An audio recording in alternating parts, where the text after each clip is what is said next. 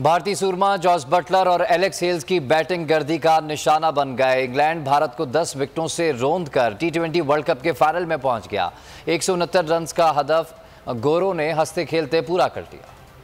Adelaide का मैदान भारतीय अरमानों का कब्रिस्तान बन गया। इंग्लिश शेरों ने नाम निहाद सुरमाओं को इबरत का निशान बना दिया। 10 विकेटों से हराकर रोहित 11 को दिल्ली का रास्ता दिखाया। कप्तान जोस बटलर और एलेक्स हेल्स ने भारतीय बॉलिंग का फ्यूज उड़ा दिया। 169 रन का हदफ सिर्फ 16वें ओवर में हासिल किया। एलेक्स हेल्स ने 7 और बटलर ने 3 फलकबाज छक्के लगाए। इससे पहले पांड्या और कोहली की अच्छी बैटिंग की बदौलत भारत 178 रन का टारगेट बनाने में कामयाब रहा। फाइनल में इंग्लैंड और पाकिस्तान इतवार को मद्दे मुकाबिल होंगे।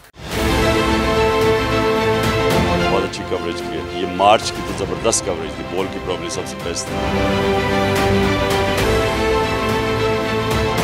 सबसे ज्यादा रील्स और सबसे ज्यादा रेटिंग के साथ बोल रहा नंबर 1। सब्सक्राइब करें और बेल दबाएं ताकि कोई खबर रह न जाए।